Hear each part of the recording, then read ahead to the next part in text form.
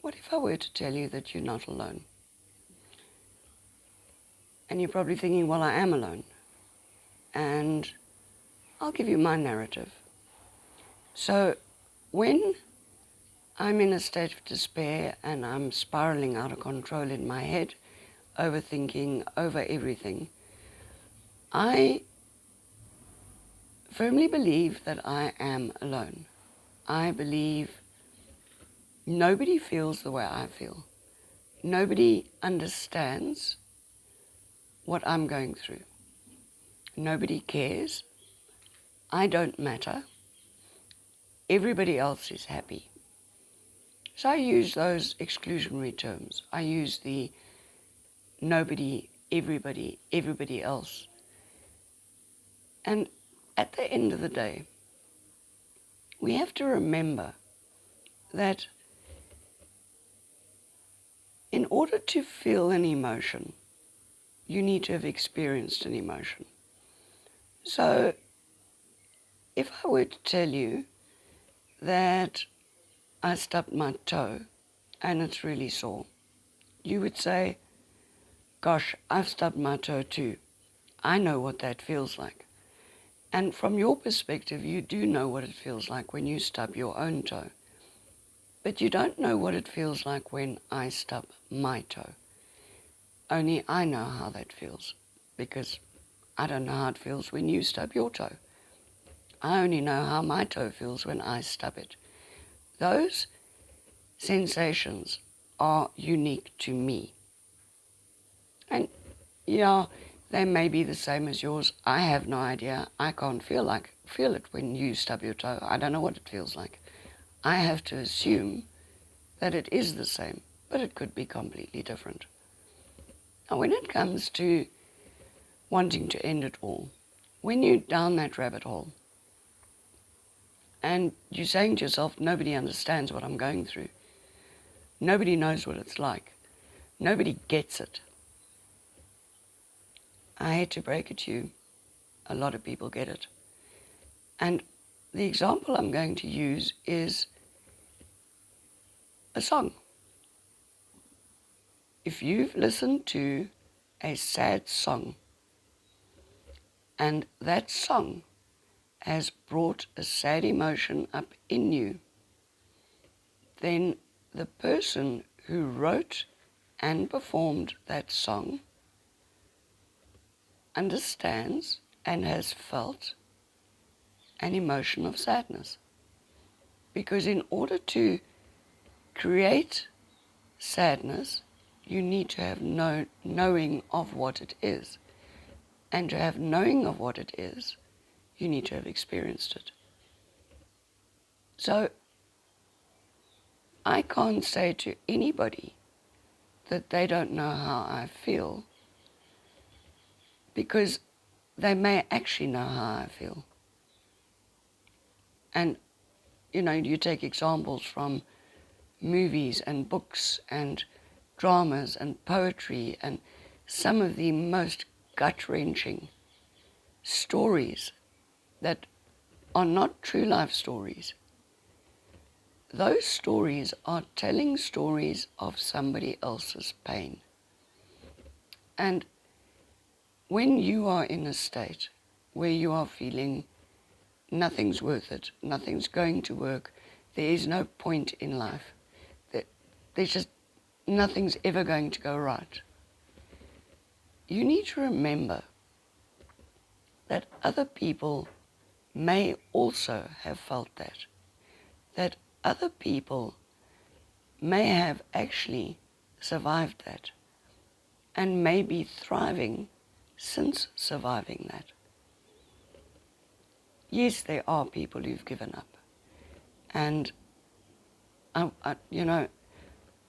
can't judge anyone who has given up.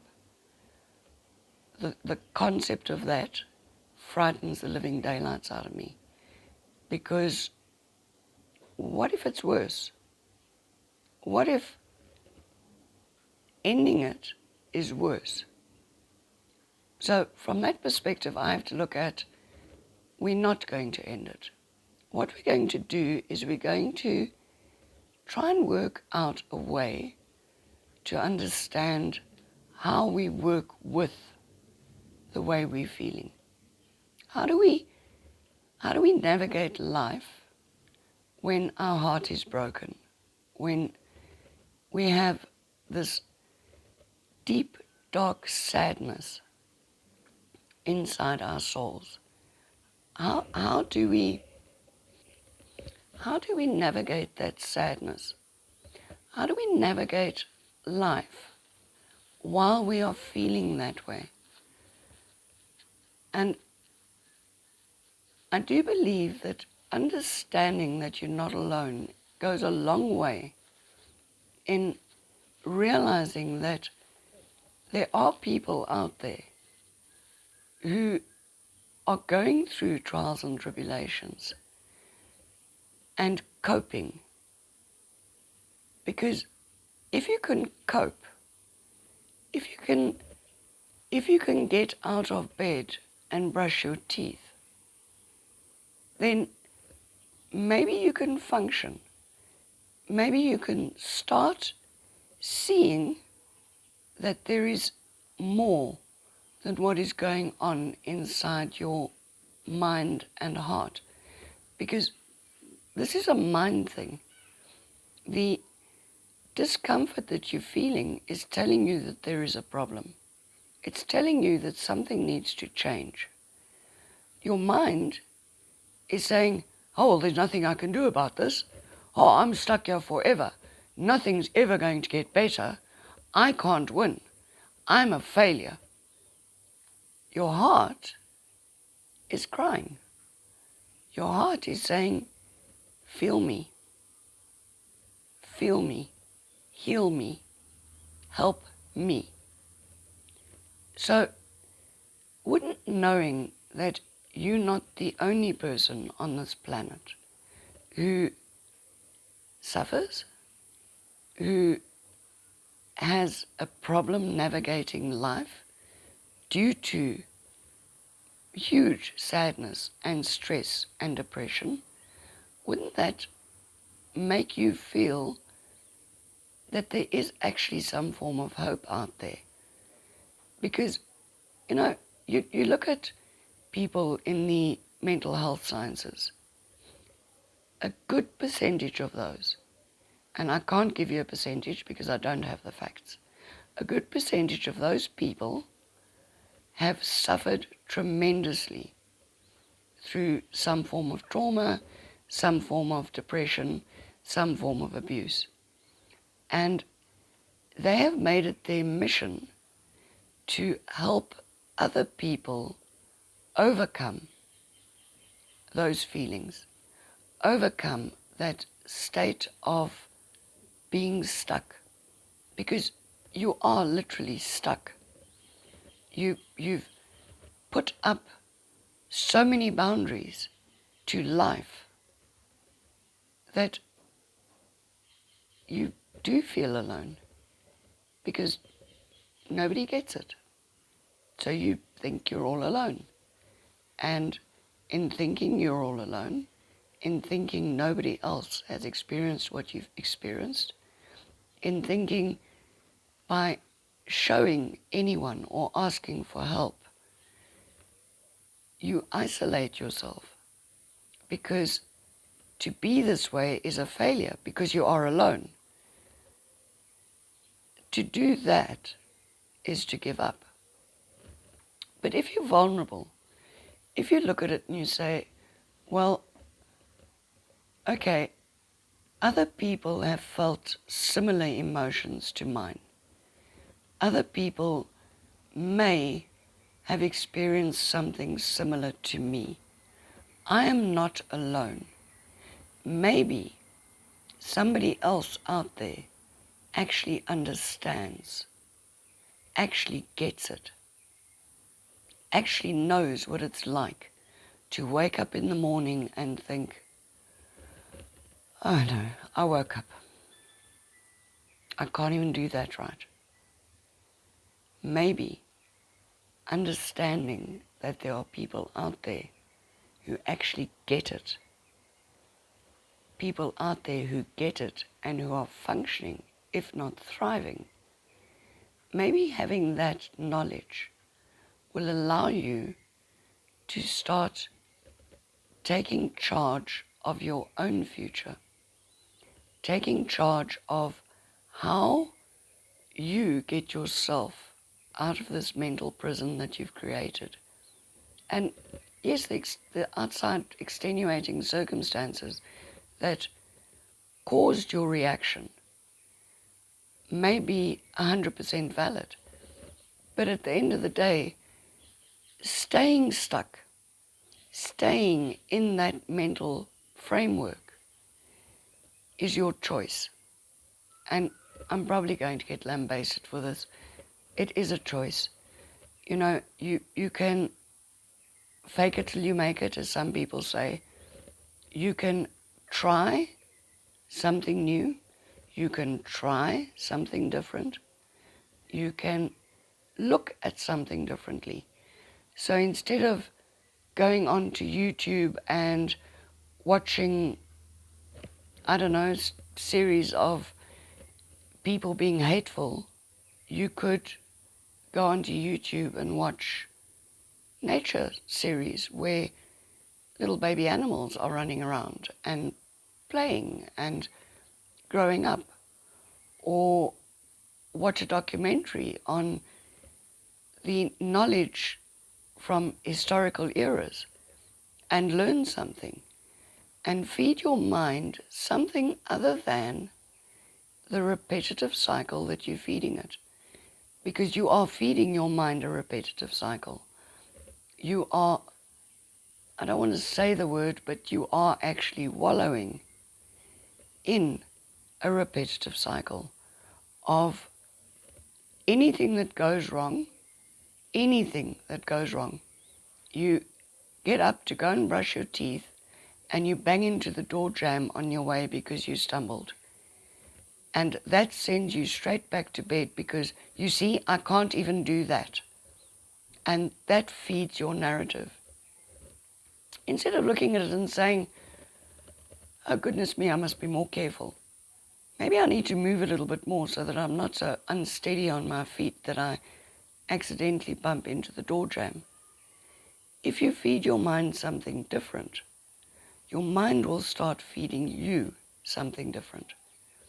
But as long as you stay stuck in the paradigm of nobody understands, nobody gets it, I'm not good enough, I'm not acceptable, nobody can see my worth, I have no value, I am worthless. As long as you keep feeding yourself that narrative, day in and day out, and every time anything goes wrong, you fuel it with a little bit more, you are going to stay stuck. And you know that spot that you're in, that staying stuckness spot, isn't comfortable at all. Because if it was comfortable, you wouldn't be so sad. If it was comfortable, you wouldn't be contemplating ending it. You wouldn't be thinking that you are worthless, that you are nothing. If it was comfortable, you would be quite happy to be there. But you're not happy. So, because of the discomfort, that is your body telling you, do something to fix it. And you are able to do something. And I know your mind is saying, leave me alone, I want to put my head under the pillow and curl up in a ball. I know that that is what you're saying to yourself. At the end of the day, if you open your curtains and look out the window, your mind might get a different perspective. If you look at something different, your mind might get a different perspective. And if you manage to get a different perspective, maybe tomorrow morning you can get up and brush your teeth. Maybe tomorrow morning it won't be an insurmountable task. Maybe you'll be able to see a glimmer of hope that there is actually more than what you're currently putting yourself in. Because you are putting yourself in this. If you weren't putting yourself in it, you wouldn't be in it. Yes, there are circumstances with chemical imbalances and so on. A lot of those people function perfectly well in spite of those chemical imbalances. There are a lot of people who suffer. There are a lot of people who are absolutely miserable, who believe life sucks day in and day out. You are not alone. So in not being alone, can you not maybe see a way to find that glimmer of hope, to find something that sparks an interest? And I know it's difficult.